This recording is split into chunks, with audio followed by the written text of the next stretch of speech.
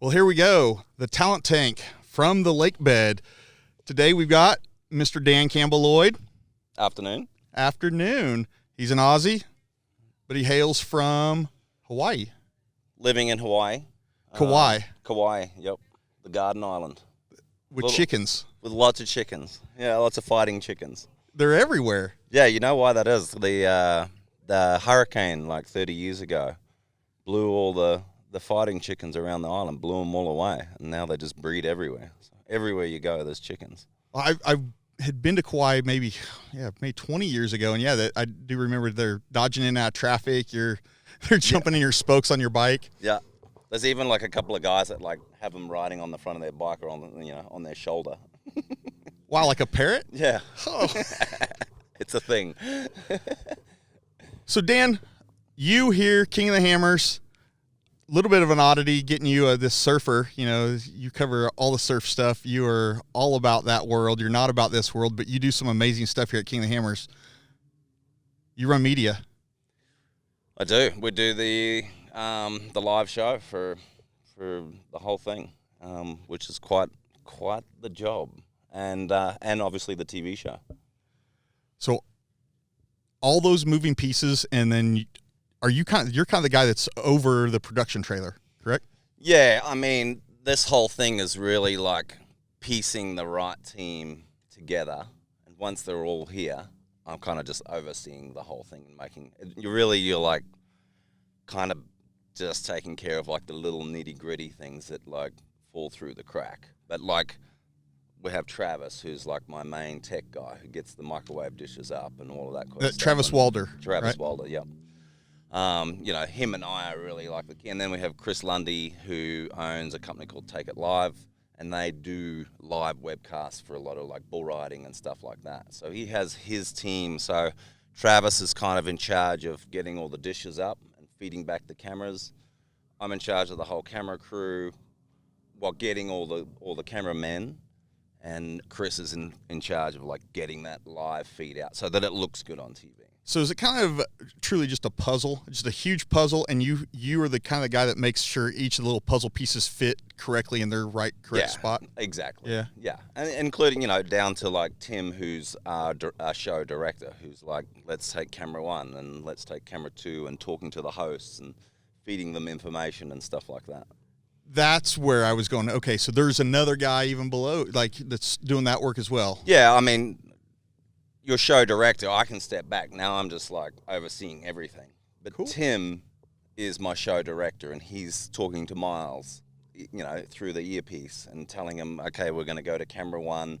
Can you throw to commercial? Does Tim say, well, all right? Tim's Canadian. He says, well, will the boot right? Yep. Oh, man. No, again, Dan, I'm so glad that you were when I reached out to get you on for this. I was pretty pumped because I was like, I cover a little bit of all of ULTRA4, not just drivers, not just guys in the pit. We cover everybody. And you've been involved with King of the Hammers ULTRA4 for how many years now?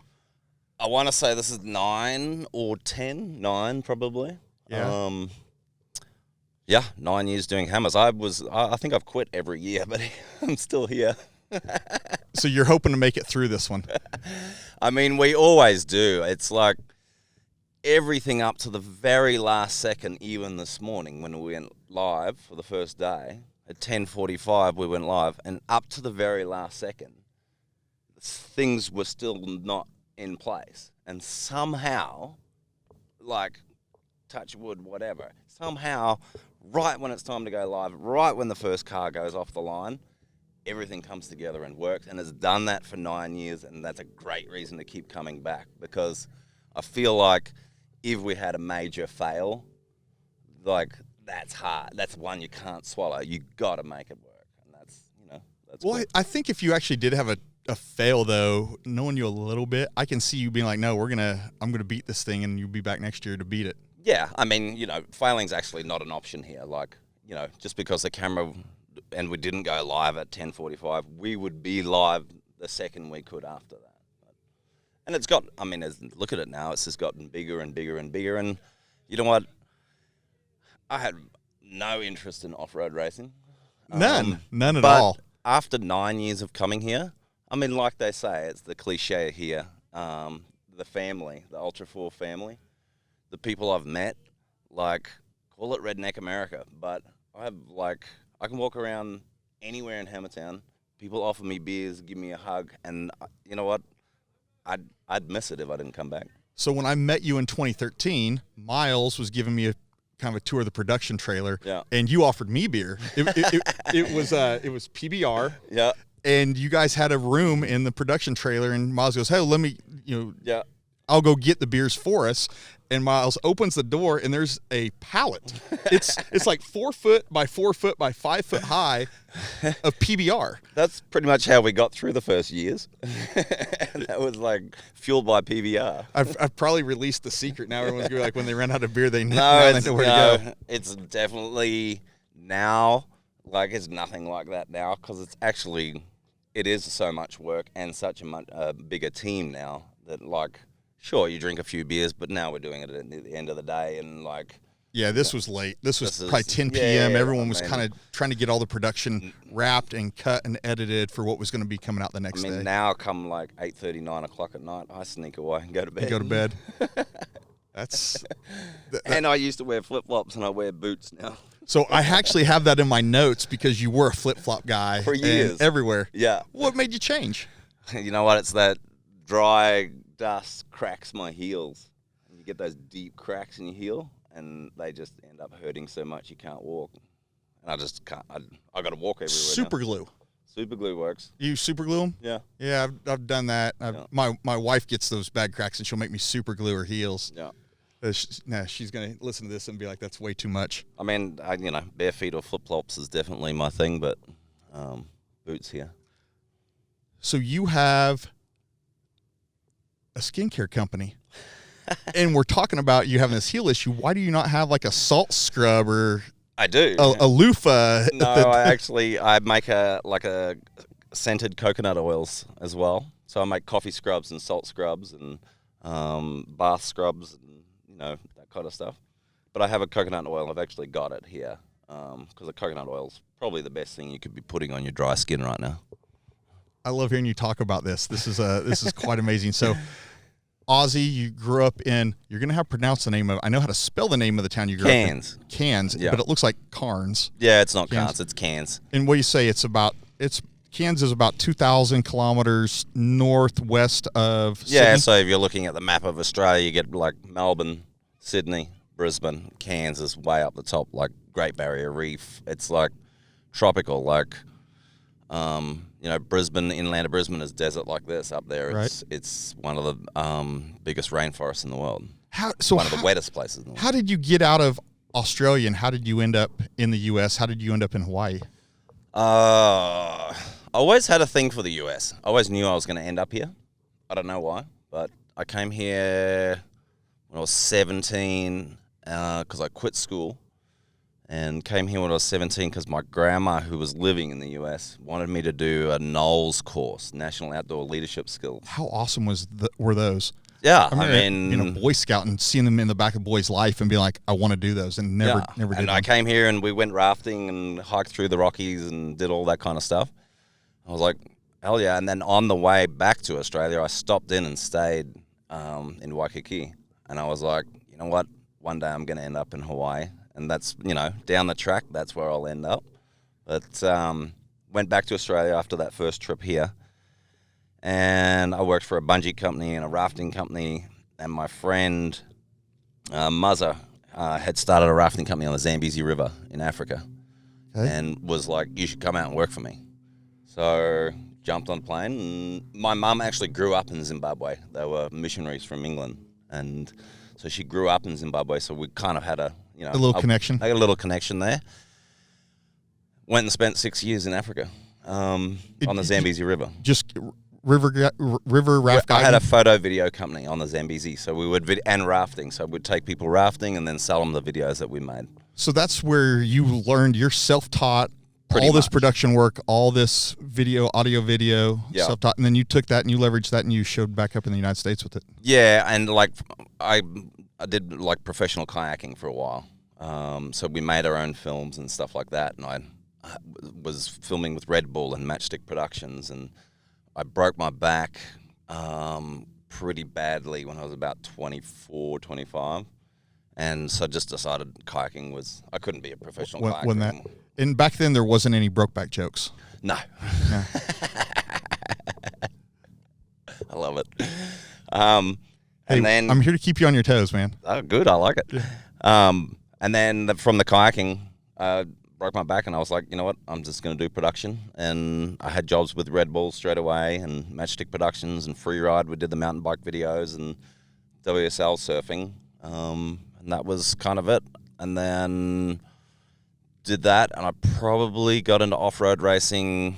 I went down Baja with Rod Hall, Larry Raglan, Chad Raglan, and ended up doing the Baja like maybe 5 or 6 times. No, maybe more than that with those guys. So like 20 years ago. Man, all legends. All legends. I didn't even know. I mean, I didn't even know who they were, but apparently they're legends. Yeah. Well, I know that now.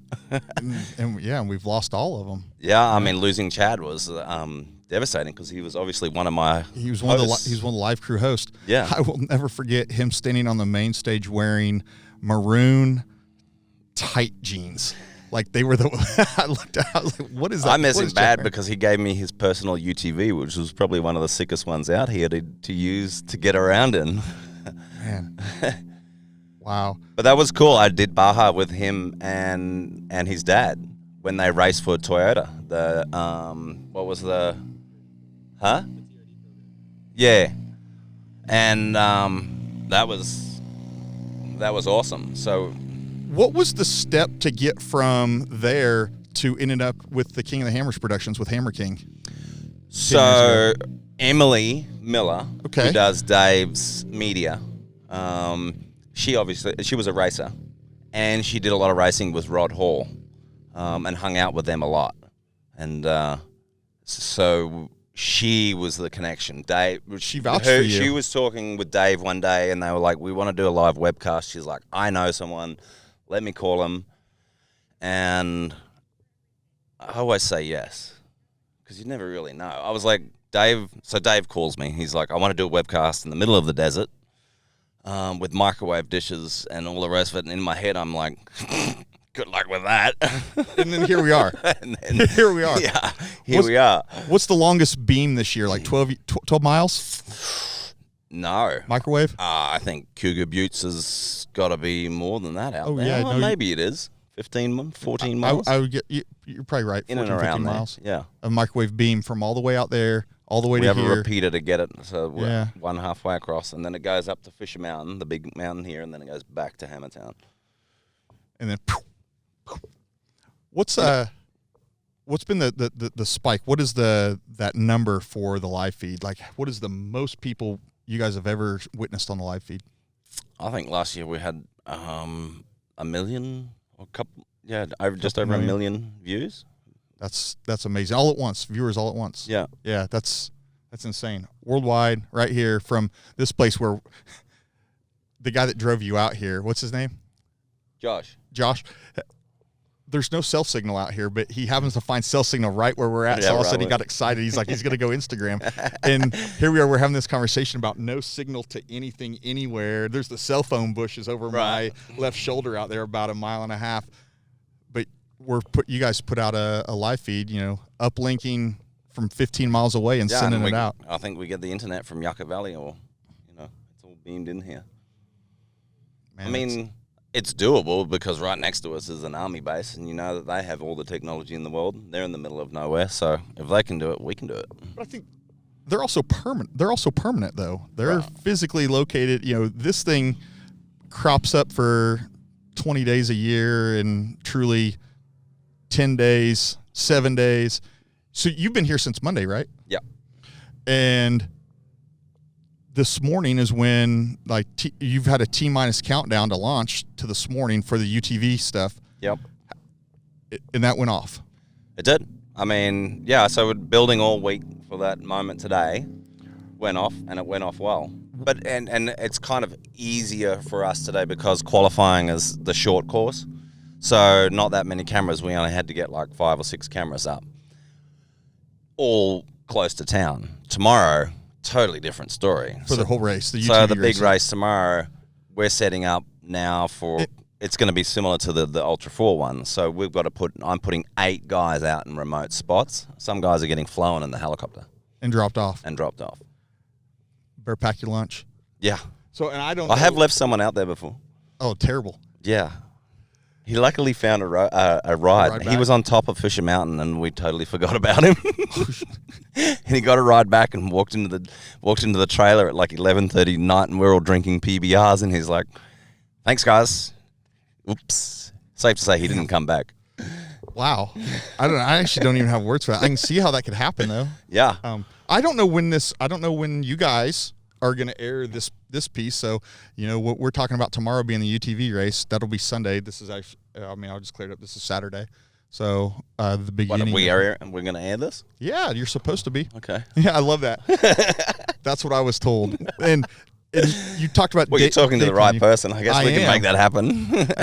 And when Dave Cole and Ryan Thomas called me the day after Christmas to tell me, hey, we want you to come out and do this thing. And it was around a World Surfing League storyline where those guys hand a mic and a camera and to a rookie and send him around the break, to get these one-off stories. And I said, it's Dave. And when Dave calls you, he said, hey, I got a dumb idea. You're supposed to hang up on him. I didn't, but I did tell him no. I was like, no, I'm not going to do that. I'm coming to the Hammers to party. I'm coming to the Hammers to drink. I'm coming to the Hammers to get background stories and all that. And I said, I'll think on it. I came up how I would do it if I was going to do it. Yeah. And reached out. And then even leading up to this, I talked to Alan Johnson. I said, okay, does Dan know this is going to happen? Because I've heard the stories of you're going to do all this work or to prep. You're going to show up. And it is actually a lot of prep. It's not like prepping a race car, but it is kind of like prepping a race car because there's so much behind the scenes. Yeah, months and months. Months to get to the point where we were able to plug in these mics. We don't even have the right mics. I mean, that's what's funny. We stole some mics out of my home studio.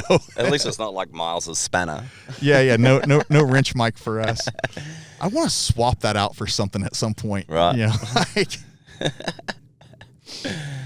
But yeah, so I said to Alan, I said, does Dan know this is going to go down? And he goes, yeah, I'll take care of it. And then I figured out how I would take care of it. I would just ask you on. And so you're number one.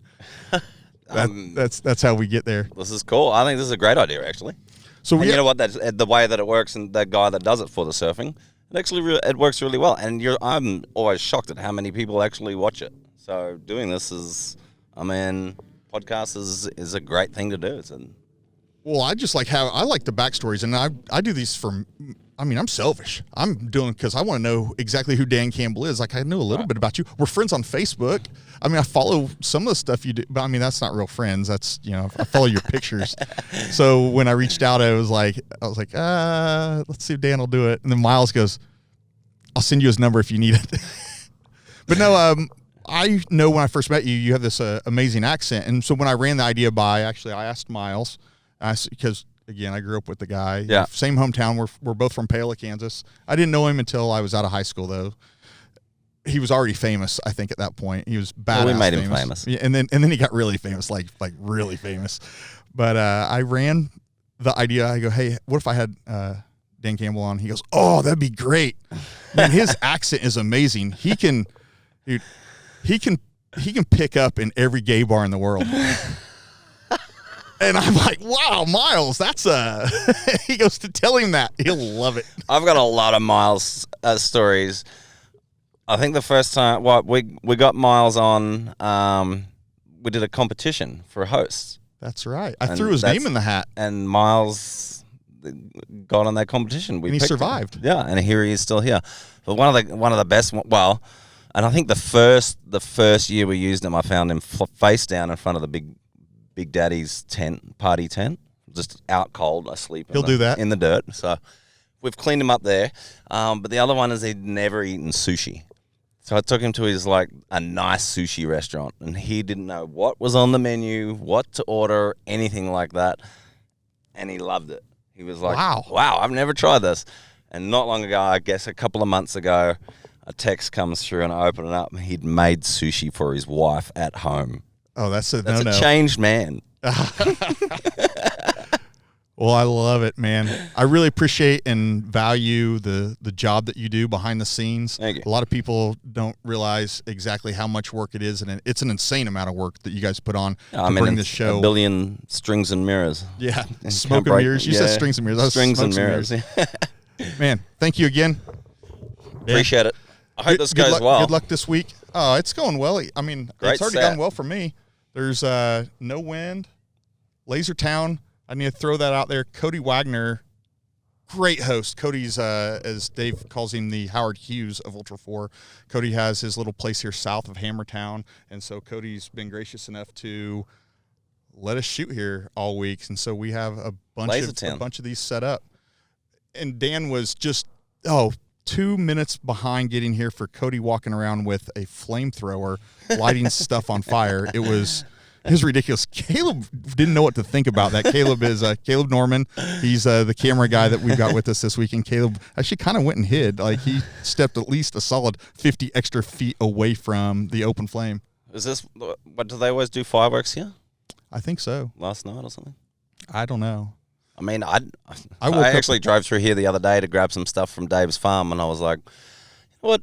I bet you could get a little block of land out here quite cheap and put something comfy in a real shower and a bed. It'd be worth it if I'm going to keep coming back. I think so. Well, they've got they've got solar panels and they've got hot water, so you can actually take a hot shower out here. And I don't know what that's like. Yeah, that seems amazing. I woke up in the Yucca Valley Walmart parking lot this morning. That's like, I was waiting to get to the lake.